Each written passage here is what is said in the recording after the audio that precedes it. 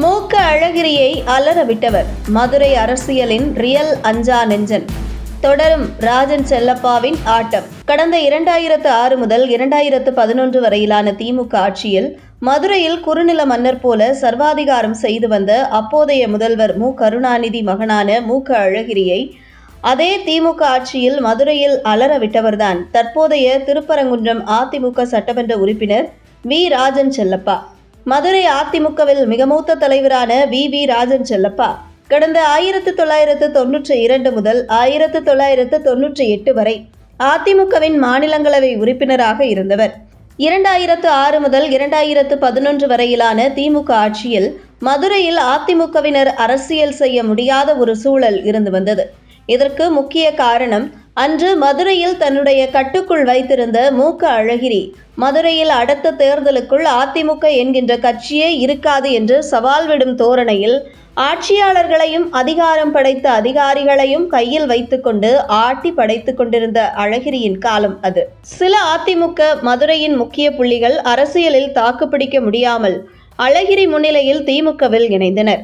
குறிப்பாக மதுரையில் எந்த ஒரு இடைத்தேர்தல் வந்தாலும் கூட அதிமுக வேட்பாளர் எதிர்கொள்ள முடியாதபடி திமுகவின் உச்சக்கட்ட அராஜகம் தலைவிரித்து ஆடிய காலம்.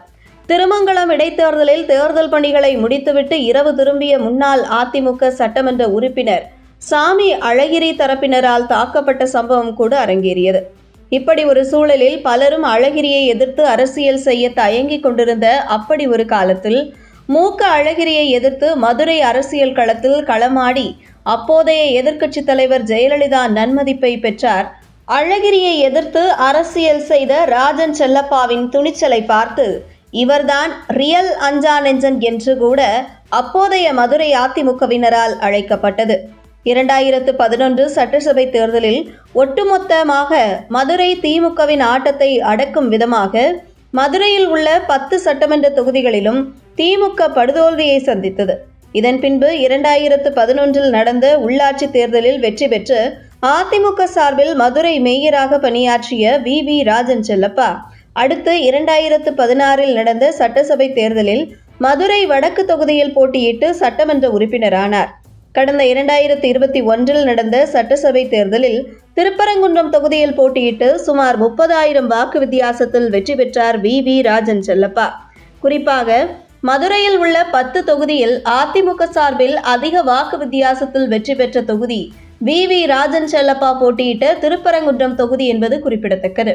கடந்த 2021 சட்டசபை தேர்தலில் தமிழகம் முழுவதும் மிகப்பெரிய வெற்றியை பெற்று திமுக ஆட்சியை பிடித்தாலும் கூட திருப்பரங்குன்றம் தொகுதியில் வி ராஜன் செல்லப்பாவின் கள அரசியலில் திமுகவால் அந்த தொகுதியை கைப்பற்ற முடியவில்லை.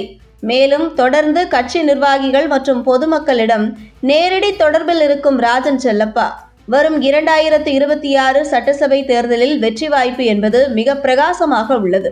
குறிப்பாக மதுரை திமுகவினர் கூட ராஜன் செல்லப்பா போட்டியிடும் தொகுதியில் எதிர்த்து போட்டியிட தயங்கும் ஒரு சூழல்தான் களத்தில் உருவாக்கி வைத்திருக்கிறார் ராஜன் செல்லப்பா என்கிறது மதுரை அரசியல் வட்டாரங்கள்.